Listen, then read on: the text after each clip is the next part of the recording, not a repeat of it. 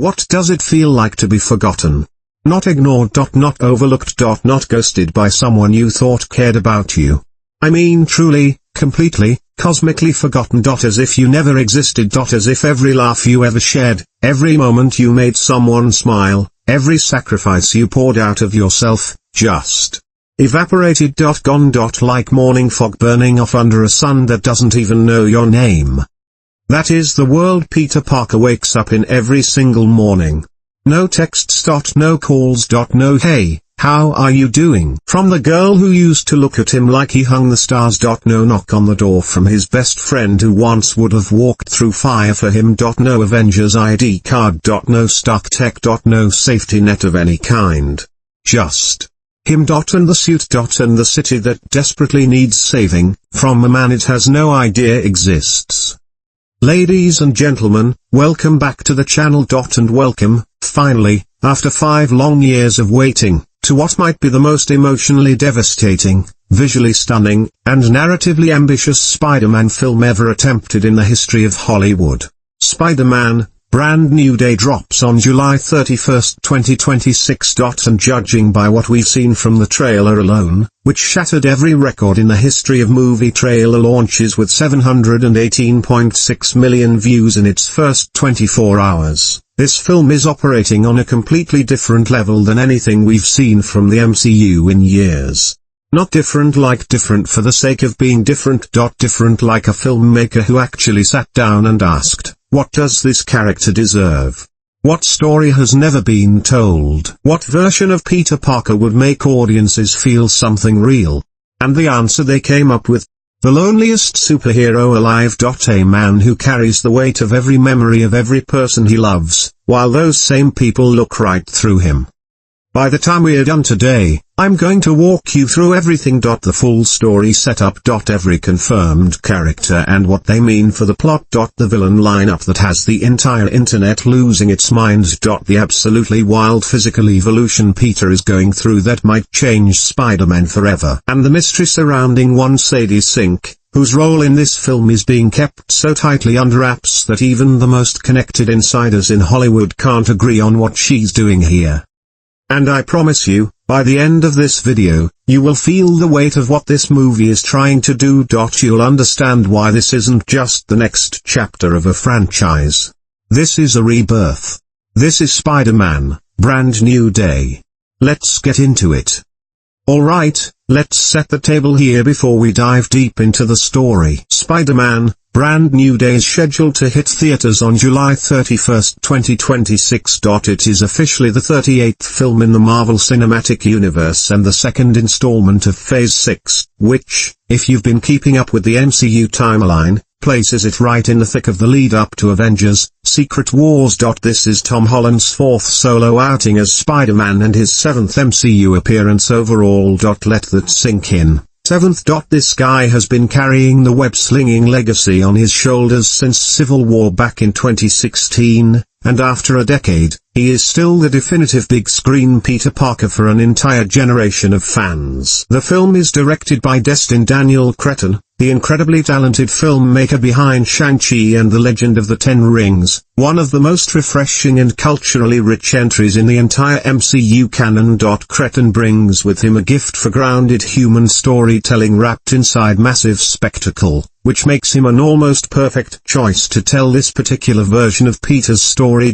He replaced John Watts, who directed the previous Holland trilogy with great skill, but who ultimately stepped aside so fresh eyes could take this new chapter somewhere genuinely unexpected. The screenplay was written by McKenna and Erik Sommers, the duo who've had their fingerprints on every Holland Spider-Man film going back to Homecoming. These guys know Peter Parker. They know his voice, his rhythms, his comedic instincts, and, crucially, they know how to make his pain land without tipping into melodrama. Holland himself was reportedly involved in the creative process much earlier than he was for any of the previous films, and by his own account, he had significant input on shaping the direction of this story. He said in multiple interviews he would only come back if the film did justice to the character, and everything we've seen suggests he got what he was looking for. Now let's talk cast, because the lineup here is absolutely stacked. Tom Holland returns as Peter Parker / Spider-Man. That one's obvious. But alongside him, we've got Zendaya back as MJ, Michelle Jones, though her role and the nature of their relationship in this new status quo is one of the most tantalizing mysteries the film is holding close to its chest. Jacob Batalon is back as Ned Leeds. Mark Ruffalo reprises Bruce Banner, now operating as a scientist helping Peter understand the terrifying physical changes happening to his body. John Bernthal makes his triumphant return as Frank Castle, the Punisher, in what appears to be a complex, volatile partnership with our hero. On the villain side, Michael Mando finally gets his full moment as Mac Gargan, the Scorpion, a role that was teased all the way back in a Homecoming post-credits scene in 2017, making this one of the longest delayed villain payoffs in MCU history. Marvin Jones III takes on the role of Tombstone, a nearly indestructible crime boss who appears to be filling the power vacuum left in New York's criminal underworld. We also have confirmed appearances from Boomerang and a redesigned Tarantula, confirming that this film is loading up on street-level threats. And then there's Sadie Sink. The Stranger Things star. The actress who has been flooding internet forums and Reddit threads with endless speculation ever since her casting was announced. Her role has not been officially confirmed, but the leading theories, and we're going to get very deep into this later, include Jean Grey from the X-Men, Shathra the Spider-Wasp, Mayday Parker, and even Gwen Stacy. Whatever she's playing, based on trailer footage alone, it appears to be one of the most significant and potentially game-changing roles in the entire Phase 6 roadmap. Also joining the cast, Tremel Tillman, best known from the hit series Severance, in an undisclosed role. Liza Colomzayas from The Bear. And Melanie Scrofano in a supporting capacity. Now here's something really important to understand about the cultural moment this film is arriving into. Spider-Man: No Way Home, the film this directly follows, grossed over $1.9 billion at the global box office. It was a phenomenon. A genuine pop culture earthquake. The kind of movie that makes people cry in theaters full of strangers, that trends on social media for weeks, that gets talked about at Thanksgiving dinner by people who haven't seen a movie in theaters in years. It ended on one of the most bittersweet notes in blockbuster history: Peter Parker, alone, truly alone, in a new apartment, building a new suit from scratch, with nothing. No Stark Tech. No mentors. No girlfriend. No best friend. No one who even knows his name. And for 5 years, 5 actual real-world years, audiences have been carrying that ending around with them, wondering, what comes next for this kid? Brand New Day is the answer. The title itself comes from a famous 2008 Marvel Comics storyline written by Dan Slott. In the comics, after a devastating deal with the devil figure Mephisto erases Peter's marriage to Mary Jane in exchange for saving Aunt May's life, Peter wakes up in a fresh new world. Identity reset. Status quo completely overhauled. A brand new day. The MCU version isn't a literal adaptation of that arc, but it borrows the emotional core of it. Peter, stripped of everything that defined his life, starting completely over in a world that doesn't know him. Kevin Feige himself described the film as showing us, for the very first time in the Holland era, what it looks like for Peter Parker to be a proper Spider-Man, focused entirely on street-level crime, no Avengers to call, no billionaire tech to lean on, just a man and his city and whatever extraordinary gifts his biology gave him. And speaking of his biology, that's where things get really interesting. Let's get into the story. The world 4 years later. We open on New York City. It's been 4 years since the events of No Way Home. 4 years since Doctor Strange cast that spell, a spell that rewrote reality so that every single person on Earth forgot that Peter Parker existed. 4 years since Peter stood at the threshold of a chance to get it all back, to let MJ and Ned remember him, and chose not to. Chose instead to let them live their lives unencumbered by the chaos and danger that follows him like a shadow. And what has 4 years of absolute anonymity done to this young man? Well, based on everything we can piece together from confirmed details and trailer footage, Peter Parker is now somewhere in his early 20s. He's enrolled at Empire State University, We can see him wearing an Aces sweatshirt in trailer footage, which tells us he found a way to reclaim some version of a normal life even without his prior academic history. He lives alone. A small, cramped apartment. Somewhere in the city. And every single morning, he wakes up knowing three things: the city needs him, no one knows that, and the people he loves most are living happy lives without him in them. That third point is worth sitting with for a moment, because it's the emotional engine that drives everything that follows. MJ is alive. Happy. Living somewhere nearby. Reports suggest she's literally his neighbor, which is the universe's cruelest possible joke. She has a boyfriend. A new boyfriend. She's moved on, in the way that people move on when they don't carry the memory of a love they once had. And Peter can see all of it. He still has every memory. Every moment. Every laugh. Every look. He kept the letter he wrote for her at the end of No Way Home, a letter he never delivered, and in the trailer, we hear him reading parts of it aloud to himself, like a prayer to a God who doesn't know he's praying. Hi, my name is Peter Parker, he reads. And you don't remember me. But I have something to tell you that's gonna sound crazy. We used to know each other. We were together. But something bad was going to happen to the world. That single piece of audio from the trailer broke the internet. And for good reason. Because it captures something devastating about Peter's psychology at this point in the story. He's not just lonely. He's carrying an entire erased life around inside him like a wound that never healed. He can't process the grief the way a normal person would, because the people he'd grieve with don't know what they lost. And still, he suits up. Every night. Because that's who Peter Parker is. The city doesn't remember him. The city doesn't thank him. The city doesn't know his name. And he saves it anyway. Every single night. The streets are at war. Now here's where the plot really starts taking shape. In the 4 years since No Way Home, something significant has happened to New York City's criminal underworld. The power structures that kept things, if not peaceful, at least predictable, have fractured. Wilson Fisk, the kingpin, has been making moves in the political sphere. That power vacuum on the street level has been filled by new players, new organizations, and old faces crawling back out of the shadows. Enter Tombstone, played by Marvin Jones III, who, in a wonderful piece of MCU trivia, previously voiced a variant of this exact character in Spider-Man, Into the Spider-Verse. Tombstone is a classic Spider-Man villain who is criminally underused in adaptations. In the comics, he's an albino crime enforcer with near superhuman durability, a man who has been a thorn in Spider-Man's side for decades. In Brand New Day, he appears to be filling the role of the city's dominant crime boss, organizing the criminal ecosystem around him and commanding enforcers who include Boomerang and a redesigned, more dangerous version of Tarantula.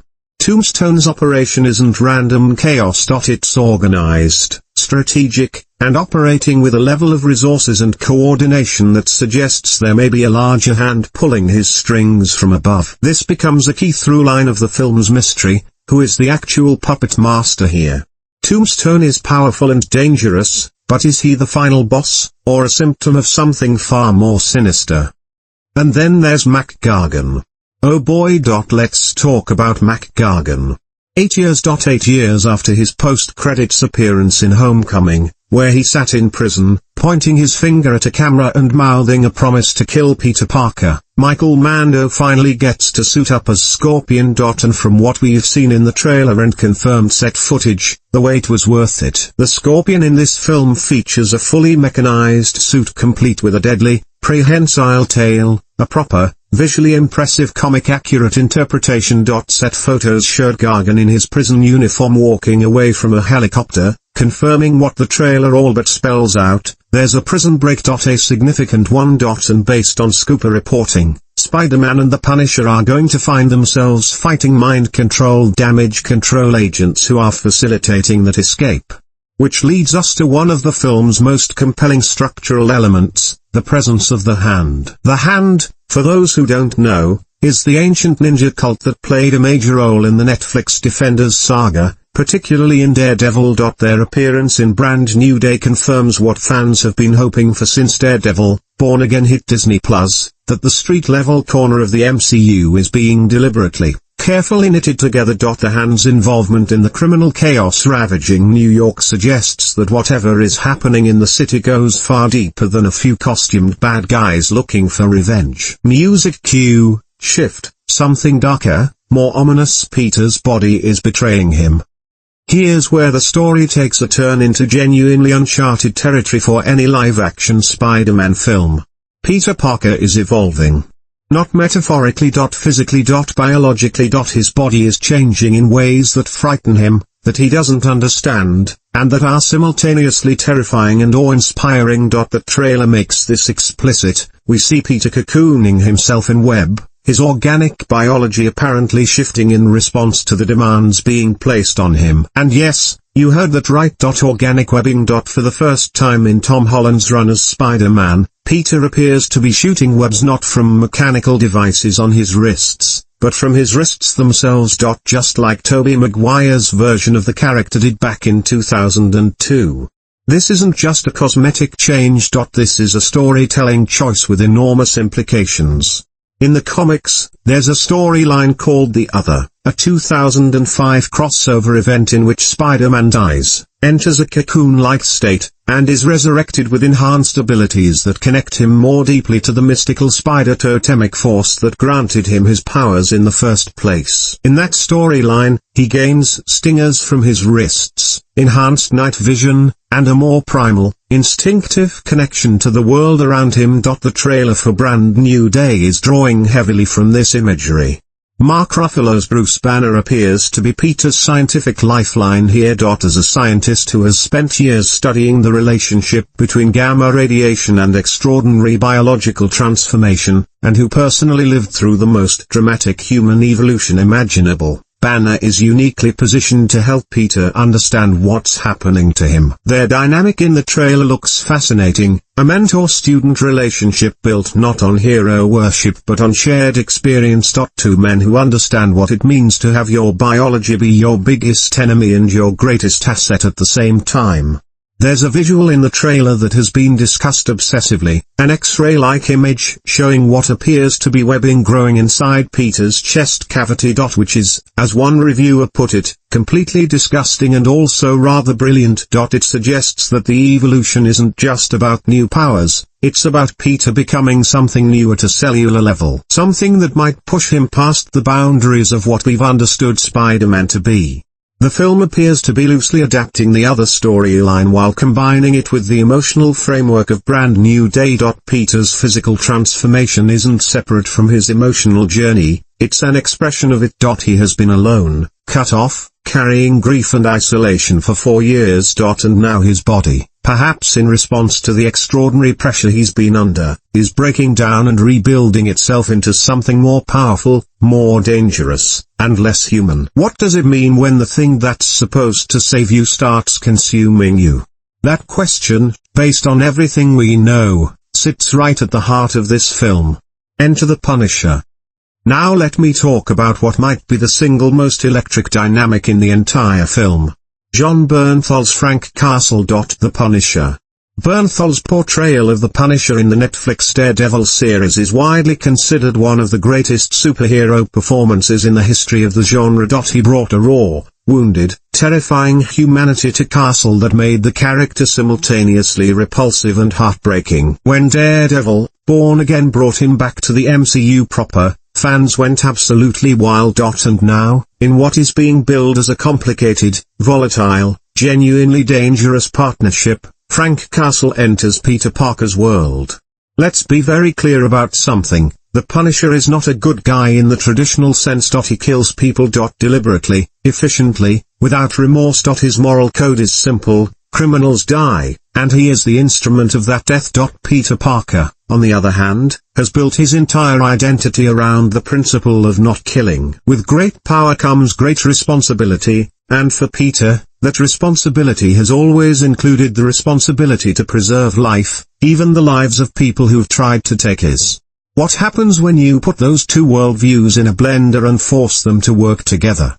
From the trailer, we know that Peter and Frank have an antagonistic relationship that evolves into something more complicated. Peter calls him Frank, which implies a familiarity that suggests they've had time to develop some kind of grudging respect for each other. But the tension never goes away. Frank's methods are extreme by Peter's standards. Peter's restraint is infuriating by Frank's. And here's the really interesting part, there are reports that Sadie Sink's mysterious character has a close relationship with Frank Castle. Which means whatever she brings to the story, it's entangled with the Punisher's arc, and potentially with the larger conspiracy involving the Hand and the prison break. The mystery of Sadie Sink. Alright. We've arrived at the moment you've all been waiting for. Sadie Sink. Who is she playing? What does her character do? And why is Marvel guarding this secret more fiercely than almost any other casting reveal in recent MCU history? Let me lay out what we actually know, what we can reasonably infer, and what the most compelling theories are. What we know for certain, Sink's character appears in the trailer, from behind, in a hooded coat, in what appears to be a highly secured facility. She appears to be moving in a way that suggests she's controlling the actions of people around her, guards, specifically, without touching them. In audio from the trailer, a voice that appears to be hers says directly to Peter, "You're a mess, Spider-Man." And here's the kicker, she calls him Spider-Man. Which she should not be able to do, because Doctor Strange's spell erased that knowledge from every mind on Earth. Unless she's not from this Earth. Unless she's someone who exists outside the parameters of that spell. Unless she's a mutant. Theory 1, and the most popular by a significant margin, Sadie Sink is playing Jean Grey. The Jean Grey, one of the founding members of the X-Men, arguably the most powerful mutant in Marvel history, and the host of the Cosmic Phoenix Force. The evidence for this is substantial, the mind-controlled visual in the trailer, her containment in what appears to be a government facility, the report that the Department of Damage Control is actively hunting mutants in Brand New Day, and the broader MCU trajectory toward introducing the X-Men in Phase 6 and 7. If Jean Grey is in this film, even in a limited capacity, it would be one of the most significant first appearances in the MCU since Iron Man in 2008. It would signal, loudly and unmistakably, that the age of mutants in the MCU has truly begun. Theory 2, Sink is playing Shathra, a shape-shifting, psychic, multiversal villain from the Spider-Man comics who identifies as a Spider-Wasp. She's one of Spider-Man's more unusual adversaries, a being who preys on spider totems across the multiverse. Given that the film appears to be adapting The Other, a storyline in which Morlun, a similar kind of spider predator, is central, Shathra's appearance would fit the thematic architecture of the story perfectly. Theory 3, Sink is Mayday Parker, the daughter of Peter Parker and Mary Jane Watson from an alternate timeline, possibly from the Tobey Maguire universe. This would be a heartbreaking, emotionally devastating choice that connects Brand New Day to the multiverse events of No Way Home in a deeply personal way. Imagine Peter, alone, grieving, forgotten, being confronted with a version of the daughter he might have had in a different life. A daughter who knows who he is. Who knows the man he was, and the love he had. If that's what they're doing, I need a moment. Theory 4, gaining traction recently, Sink is playing a version of Gwen Stacy, possibly Spider-Gwen, or Ghost Spider, who has crossed over from another universe. This would create a direct dialogue between Brand New Day and the animated Spider-Verse films, and would give Peter someone who understands exactly what it means to be Spider-Man in a way that no one currently in his life does. Whatever the answer is, the character Sink is playing appears to know Peter's secret, appears to have extraordinary powers, appears to be connected to the prison break and the larger conspiracy, and appears to be someone whose true allegiance, hero, villain, or something in between, is one of the film's central mysteries. The emotional core, MJ and the letter. Woven through all of this action and mystery is the thread that will determine whether Brand New Day is merely a good superhero movie or something that transcends the genre entirely. Peter and MJ. MJ still wears the black Dalian necklace Peter gave her in Far From Home. That detail, confirmed in trailer analysis, is not an accident. Marvel doesn't do anything by accident. The fact that she's still wearing that necklace suggests something. A residual emotional connection she can't explain. An instinct that something is missing from her life, something she can't name because she doesn't have the memory to give it a name. There's a glimpse in the trailer of what appears to be a moment of recognition, MJ seeing Spider-Man, seeing something in him that triggers something in her, something below the level of conscious memory. Like deja vu, but stronger. Like the ghost of a feeling that once defined her world. Reports indicate that Peter and MJ are neighbors in this film. He lives next door to her and to Ned. Which means every single day, Peter Parker walks out of his apartment and walks past the door of the two people he loves most in the world, who look at him with polite, friendly blankness. The quiet, grinding cruelty of that situation is almost too much to process. The question the film appears to be circling, based on everything we know, is, does Peter try to make her remember? Does he choose his own happiness over the safety of the spell? Or does he keep honoring the sacrifice he made, even as it slowly hollows him out? And here's the brutal thing, whatever choice he makes, someone gets hurt. If he tells her, he potentially destabilizes a spell that saved the multiverse. If he stays silent, he continues to be a ghost haunting his own life. There's no clean option. There's no version of this where everyone gets what they need. That's real. That's the kind of storytelling that elevates a superhero movie into something that actually matters. Tom Holland as Peter Parker. Let's start with the obvious. Tom Holland is one of the great gifts that the MCU gave to the culture. When he first appeared as a background character in Civil War, already in costume, with that cracking teenage voice and those impossibly wide eyes, people recognized immediately that something special had landed. He brought a youth and vulnerability to Peter Parker that no previous live-action version had quite achieved. Tobey Maguire's Peter was melancholy and wounded. Andrew Garfield's Peter was charming and Quicksilver. Holland's Peter was just a kid. A genuinely scared, exhilarated, completely in over his head kid who was trying to do right by everyone around him. The genius of the Holland trilogy was watching that kid grow up. And Brand New Day represents the culmination of that arc, or rather, the beginning of what comes after it. Because what does a hero look like when he's been stripped of everything except the will to keep going? That's what this film is asking Tom Holland to play. And based on every piece of footage we've seen, he's playing it with extraordinary restraint and depth. The trailer shows us a Peter who has learned to carry his grief silently, who moves through the world with a kind of careful deliberateness, because he knows that one wrong move, one moment of weakness, could unravel everything. There's no Tony Stark to call. No Happy Hogan to lean on. No Ned to crack jokes with at 2 in the morning when the anxiety gets too loud. Just Peter. And the weight of being the only one who remembers. Holland has spoken in interviews about how this version of Peter required him to access something different, something quieter and more internal than the exuberant, motor-mouth energy of the earlier films. This is Peter at his most solitary, and it demands a kind of stillness that Tom Holland, frankly, hasn't always had the material to explore before now. If he pulls it off, and everything suggests he will, this performance could be career-defining. Not just within the MCU, but as a piece of actual cinema. Zendaya as MJ. Here's the complicated thing about Zendaya's role in Brand New Day, it's designed to be almost unbearably painful to watch.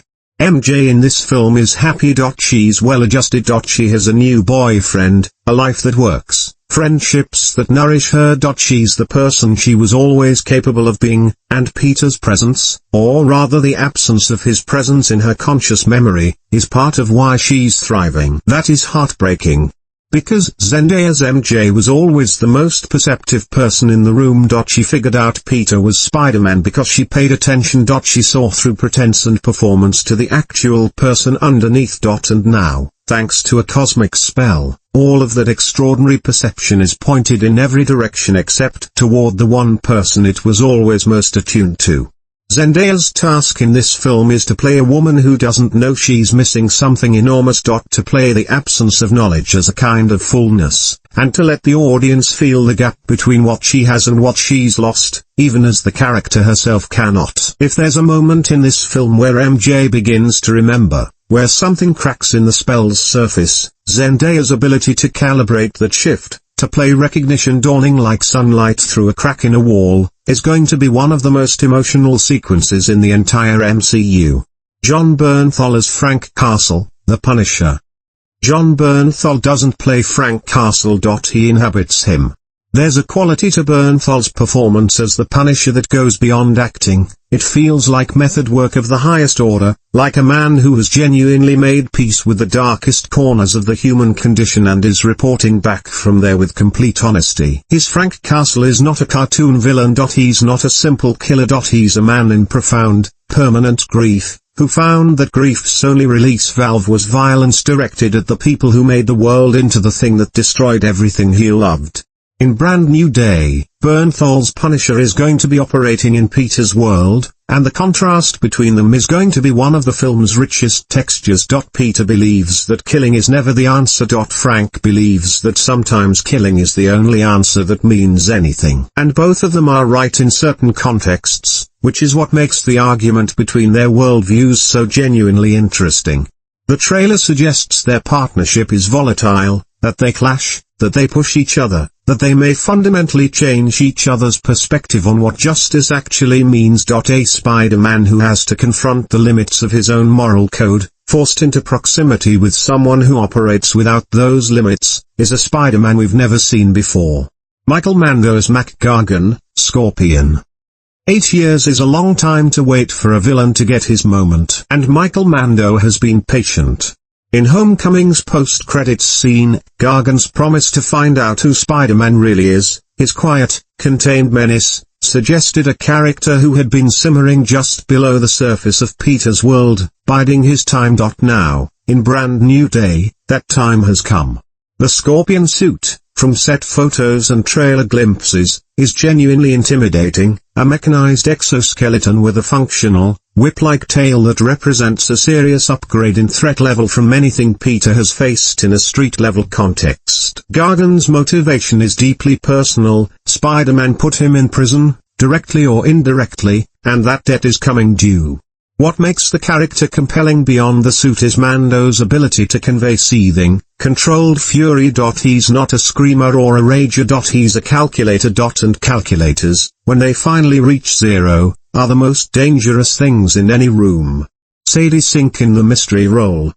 Without knowing who she's playing, we can still say this with confidence: Sadie Sink has the goods to do whatever Marvel needs her to do. Her work in Stranger Things, particularly in the 4th season, where her solo episode without any dialogue stands as one of the greatest pieces of acting in the show's history, demonstrated a young actress capable of extraordinary emotional range without any of the histrionics that often accompany actors of her age. Whoever she's playing in Brand New Day, Sink brings something that the film clearly needs: moral ambiguity. Based on trailer analysis, her character exists somewhere between ally and adversary. She knows things she shouldn't, has powers that are genuinely terrifying, and appears to be operating on an agenda that nobody, not Spider-Man, not the Punisher, not the audience, fully understands yet. That's a fascinating place to put a new character. And the speculation surrounding her identity is going to fuel conversation for months before the film opens. Grief without witness. The central thematic concern of Spider-Man, Brand New Day is something that doesn't get talked about enough in superhero storytelling: the experience of grief that no one around you can validate. When someone dies, we grieve together. The shared pain is itself a kind of solace, knowing that others carry the same loss, that you're not alone in the dark. But what Peter is experiencing is something different and arguably worse. The people he's grieving aren't dead. They're alive. They're happy. They just don't know him. And the loss he's carrying, the relationship with MJ, the friendship with Ned, the identity he built across years of growing up in the MCU, can't be grieved communally because no one else remembers it ever existed. This is a profound and genuinely original emotional premise for a superhero film. It speaks to real human experiences: estrangement, erasure, the feeling of being invisible in plain sight, in ways that resonate far beyond the cosmic mechanics that set it up. The title itself, Brand New Day, operates on multiple levels. On the surface, it's optimistic, a new day, a fresh start. But for Peter, the brand newness of every day is the problem, not the solution. Every day is brand new for everyone around him, and every day Peter wakes up carrying the weight of a life that no longer exists. The title is ironic in the deepest sense. What looks like a new beginning from the outside is, from inside Peter's experience, an endlessly renewed loss.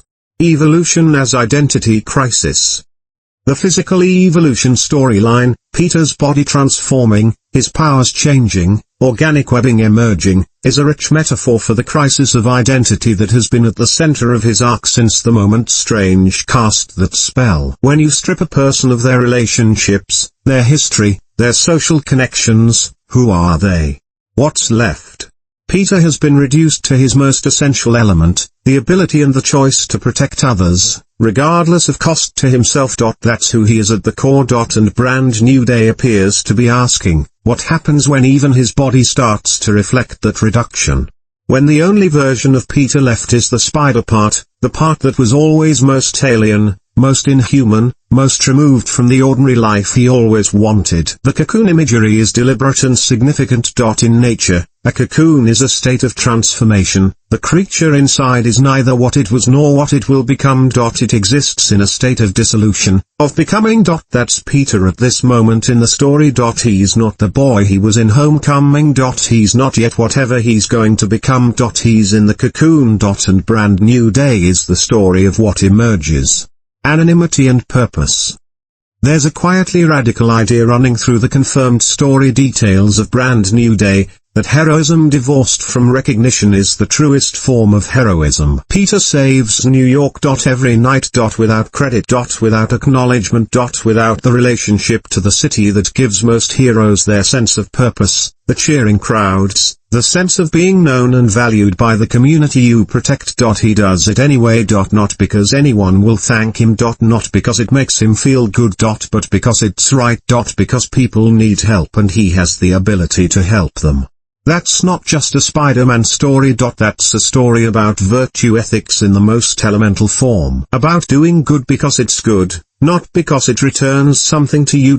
And in a culture increasingly driven by visibility, by likes and shares and public validation, there's something almost countercultural about a hero who is literally invisible to the world he saves. The Hand and the Machine. The presence of the Hand and the Department of Damage Control as overlapping antagonistic forces points to another thematic layer, the tension between institutional power and individual conscience.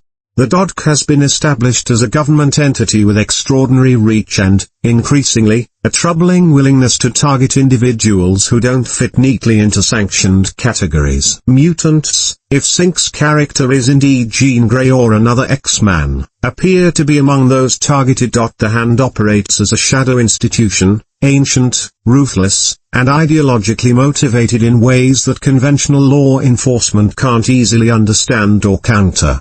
Peter finds himself caught between multiple systems of power, none of which have his interests at heart. The Doc doesn't know he's Spider-Man. The Hand wants something from the city's criminal ecosystem. Tombstone and Scorpion represent criminal institutional power. And the Punisher is a walking rejection of all institutional authority. In the middle of all of this, alone, anonymous, physically transforming, Peter is trying to figure out what justice actually looks like when the systems designed to deliver it have failed or been corrupted. That's not a small question. That's one of the defining questions of contemporary American life. Destin Daniel Cretton is, without question, one of the most interesting choices Marvel has made for a major franchise entry in years. His career has been defined by intimate, character-driven storytelling. His independent films like Short-Term 12 are intimate, aching portraits of people navigating trauma and connection with remarkable delicacy. Shang-Chi demonstrated that he could translate those instincts to the blockbuster scale without losing the human core that made his smaller work resonate. What Brand New Day requires is someone who can hold two very different films in tension simultaneously, a gritty, street-level crime story that operates on a kinetic, visceral level, and a quiet, profound character study about isolation, grief, and identity. Those are not naturally compatible tones. Getting them to coexist without either swallowing the other is an enormous directorial challenge. Cretton has spoken about a deliberate tonal shift for this film, darker than anything the Holland Spider-Man has done before, but not grimdark for its own sake. More grounded. More real. More willing to sit in discomfort without rushing to resolve it. Jackie Chan's stunt team was brought in for action guidance, which, if their work on Shang-Chi is any indication, promises fight choreography of an entirely different character than what we are used to from MCU Spider-Man films. More fluid, more physically dynamic, with a sense of spatial creativity that the previous films didn't prioritize. The decision to film partly in Glasgow, Scotland, with the city doubling for New York, gives the film a slightly foreign quality to its texture, something slightly off about the familiar streets, like a dream of a city you know well. Whether that contributes to a particular visual identity remains to be seen in the final cut, but the instinct to find something slightly strange and uncanny in the familiar is completely in keeping with Peter's emotional experience. Cinematography and visual style. From trailer footage, Brand New Day appears to be operating with a visual palette that's significantly more restrained and naturalistic than previous Holland films. Desaturated in places. Willing to let darkness be dark. The blues and greys of New York nighttime, rain-slicked streets, harsh fluorescent light, the warm amber of a cramped apartment in the early morning hours, feel less like a comic book come to life and more like a genuine city movie. There's a visual motif that appears to be central to the film's language: smallness. Peter, in his civilian clothes, dwarfed by buildings. Spider-Man, in his suit, alone on a rooftop looking down at a city that doesn't know his name. The scale isn't used to awe the audience, it's used to isolate the protagonist. To make you feel how small and alone one person is, even when they're extraordinary. The organic webbing sequences, Peter's wrists shooting webs, the cocoon sequences, the interior body imagery, are being designed with what appears to be a more body horror aesthetic than anything Marvel has attempted before. Intentionally unsettling. Because Peter's evolution is intentionally unsettling, it's supposed to be frightening, not triumphant. Power that you don't understand and can't control is not a gift. It's a threat. Music and sound design. No confirmed composer has been officially announced as of this writing, but the trailer's musical choices are instructive. The score operates in a minor key, spare and haunting, violins that feel like they're grieving, percussion that feels like a heartbeat under sustained threat. The decision to use Keith David's unmistakable voice as a narrator explaining spider biology and evolution, appearing in what sounds like a vintage educational film recording, is a brilliantly weird creative choice that gives the trailer a documentary quality. It roots the extraordinary in the ordinary. Spiders are real. Evolution is real. What's happening to Peter, however supernatural it appears, is being framed as a biological process, which makes it feel more intimate and more frightening than any cosmic threat. Standout confirmed sequences. From set footage and confirmed production reports, several sequences stand out as potentially iconic.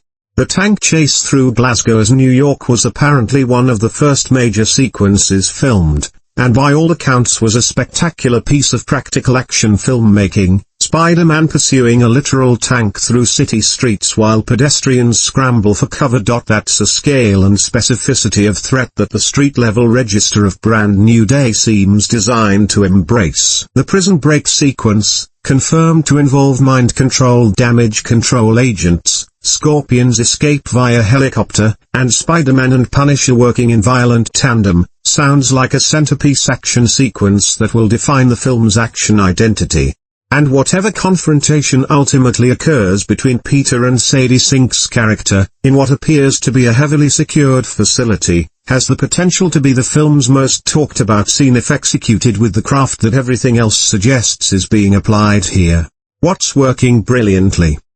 Let me be direct about this. Everything we know about Brand New Day suggests that Marvel is doing something genuinely ambitious with this film. Not ambitious in the MCU speak sense of we have a lot of characters and a big budget. Ambitious in the way that actual filmmaking ambition manifests, by choosing to tell a harder story than the easier one available. The easier story here would have been Peter getting his memories back immediately. Or finding a loophole in Strange's spell. Or building a new team and going on a fresh adventure without sitting in the discomfort of what No Way Home actually cost. Studios do this constantly, They set up an emotionally devastating status quo and then immediately defang it because they're afraid audiences won't show up for sad. Brand New Day appears to be refusing that shortcut. 4 years of Peter living completely alone, with all his memories and none of his relationships, before the plot even begins? That's a commitment to the emotional reality of what happened at the end of No Way Home that deserves real credit. It says, "We're not going to pretend this didn't matter. We're going to make you sit in it with him." The villain ensemble is also a genuine strength. Too many MCU films have suffered from the single villain problem, one antagonist who either isn't developed enough or isn't given enough screen time to feel like a real threat. Brand New Day has assembled a layered ecosystem of threats. Tombstone as the organizational crime boss, Scorpion as the personal vengeance machine, the Hand as the institutional shadow threat, and Sadie Sink's mystery character as the wild card whose allegiances are genuinely unclear. That layering, done right, creates a sense of a world that is genuinely dangerous from multiple directions simultaneously. The decision to bring in Bruce Banner as Peter's scientific mentor is also quietly brilliant. It creates a relationship with none of the emotional baggage of Peter's relationship with Tony Stark. Banner isn't a father figure, he's a peer in the experience of having an extraordinary and dangerous biology. Their dynamic can be built on scientific curiosity and shared experience rather than hero worship, which is fresh ground for this character. Potential concerns. No film is without risks, and Brand New Day has a few that are worth discussing honestly. The most obvious is tone management. This film is attempting to blend genres that don't naturally coexist: melancholy character study, street-level crime thriller, body horror, superhero action spectacle, and potential X-Men introduction. Each of those is its own significant undertaking. Getting all of them to feel like they belong in the same movie, without any element crowding out the others, is a massive craft challenge. Shang-Chi succeeded at its version of this. But Brand New Day is attempting something more complex, with higher stakes and more moving parts. The villain pile is also a potential concern. Too many antagonists, even well-conceived ones, can diffuse a film's tension and prevent any single threat from landing with full emotional weight. If Tombstone, Scorpion, the Hand, and Sadie Sink's character are all operating simultaneously without a clear hierarchy, the film risks feeling episodic rather than building to a coherent climax. The key is whether the screenplay, and it's McKenna and Sommers, who have earned significant trust, has found a way to make all these threats point toward the same ultimate revelation.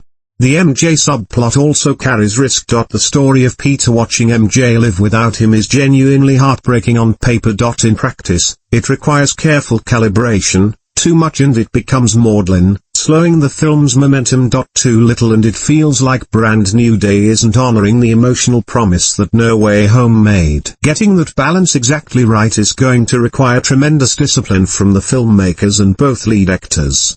Comparisons to landmark films in the genre. The film that Brand New Day most closely resembles in its ambitions, not its plot, but its thematic DNA, is Logan. Both films take a beloved superhero character who has been through an extraordinary amount of loss and trauma, strip away the infrastructure that has supported them throughout their franchise, and ask, who is this person now? What's left when everything is taken? Logan answered that question with mortality and legacy. Brand New Day appears to be answering it with evolution and anonymity. In the more immediate MCU context, it's being compared to Captain America, the Winter Soldier for its street-level, grounded aesthetic and its conspiracy thriller bones. And those comparisons are flattering. Winter Soldier remains one of the most structurally satisfying films in the entire MCU, and a Spider-Man film that achieves even a fraction of that film's thriller craft while maintaining its own emotional identity would be extraordinary. The body horror evolution element draws comparisons to something outside the superhero genre entirely. David Cronenberg's The Fly. A man whose biology transforms beyond his control, who loses himself to something powerful and alien, who has to decide whether to fight the transformation or embrace it. That's a thematic space that no Marvel film has operated in before, and if Cretton and his team are genuinely willing to go there with the imagery and the emotional commitment it requires, Brand New Day could be genuinely singular. The street-level crime drama Register, Tombstone, Scorpion, The Hand, The Gang War, draws comparison to Daredevil in its Netflix iteration, which remains the gold standard for Marvel crime storytelling. Whether Brand New Day can achieve that series' moral complexity and gritty specificity within the constraints of a PG-13 theatrical release is an open question. But the confirmed presence of both The Punisher and The Hand, direct links to that Netflix world, suggests a conscious effort to draw from that well. The trailer that broke the internet. Let's spend a moment on the trailer itself, because it deserves recognition as a piece of filmmaking in its own right. 718.6 million views in 24 hours. The biggest movie trailer launch in history. By a significant margin. What that number tells you is not just that Spider-Man is popular, we knew that. What it tells you is that the audience's investment in Tom Holland's Peter Parker is deep, genuine, and hungry. People have been waiting for this story to continue. And when Marvel finally showed them what was coming, the response was immediate and overwhelming. The trailer is structured like a piece of short fiction rather than a hype reel. It builds emotionally before it builds spectacularly. You feel Peter's loneliness before you see the action. You understand what's been lost before you see what's being threatened. That's sophisticated marketing in service of sophisticated storytelling, and it suggests that the film behind it is being handled with genuine care. What this film could mean. Let me step back from the specifics for a moment and talk about what Spider-Man, Brand New Day represents in the larger context of superhero cinema in 2026. The superhero genre has been under significant critical and cultural pressure over the last few years. Franchise fatigue is real. Audiences who once showed up reliably for anything with a Marvel or DC logo have become more selective, more demanding, more willing to stay home if a film doesn't promise something that justifies the trip. The era of good enough superhero movies is over. What survives are the ones that have something real to say, that use the genre's extraordinary tools in service of genuine human truth. Brand New Day, based on everything we know, is being built with that standard in mind. It's not trying to be the next No Way Home. That film's magic came from a very specific intersection of nostalgia, multiverse novelty, and emotional stakes that can't be replicated. It's trying to be something different. Something quieter in its emotional register, more complex in its moral landscape, more willing to sit with discomfort. Peter Parker has always been the most human superhero. Not because he doesn't have extraordinary powers, but because his extraordinary powers don't exempt him from the ordinary things that make human life hard: loneliness, grief, the ache of loving people you can't reach, the exhaustion of carrying responsibility that no one asked you to carry but that you carry anyway because you know what happens when you don't. Brand New Day is a film about the cost of that. Not the dramatic, cinematic cost, not the moment of sacrifice, the dramatic choice. The heroic gesture. The daily cost. The getting up and doing it again cost. The what's the point of any of this cost that sits quietly underneath every other feeling. And if Destin Daniel Cretton and Tom Holland and everyone else involved have made the film that the evidence suggests they're making, then Brand New Day isn't just a great superhero movie. It's a genuinely moving piece of cinema about what it means to keep going when there's no one there to cheer you on. Who this film is for. If you loved the emotional climax of No Way Home, if that ending wrecked you and you've been carrying it around for 5 years, this film was made for you. If you've ever read Amazing Spider-Man comics and felt that particular flavor of joyful heartbreak that only this character delivers, this film was made for you. If you're tired of superhero movies that promise emotional complexity and deliver spectacle without feeling, this film is explicitly attempting to be something different, and the promise of that is worth showing up for. If you're someone who has felt invisible. Who has carried a loss that no one around you quite understands. Who has gotten up and kept going anyway without knowing why, just because something in you insisted, then this film, at its best, is speaking directly to that experience. Rating and final thoughts. Now here's the honest truth. Brand New Day hasn't been released yet. I haven't seen it. No one outside of the production has. Everything I've discussed today is based on confirmed production details, trailer analysis, casting announcements, interviews with cast and crew, and deep familiarity with the source material and the MCU's track record. What I can rate right now is the promise of this film. And the promise, based on everything we've seen, everything we know, everything that's been done right so far, is extraordinary. If Brand New Day delivers on what the evidence suggests it's attempting, I'd be projecting a 9 out of 10. Maybe higher. If the tone management fails. If the villain pile diffuses instead of focuses. If the MJ subplot is underserved. If Sadie Sink's mystery character is underwhelming, then we're looking at something in the 7 range. Still good. Still worth seeing. But not the landmark it's clearly aiming to be. The floor for this film is higher than most MCU entries in recent memory. The ceiling is extraordinary. I want to close with something that I think captures what Brand New Day is ultimately about, better than anything else I could say. That letter. The one Peter wrote for MJ, the one he's kept all these years. The one he reads aloud to himself in the trailer, quietly, alone, like a prayer sent into a void that might not be listening. Hi, my name is Peter Parker, and you don't remember me, but I have something to tell you that's gonna sound crazy. But it's the truth and I know you're going to believe me, because you're very good at telling when I'm lying. We used to know each other. We were together. But something bad was going to happen to the world.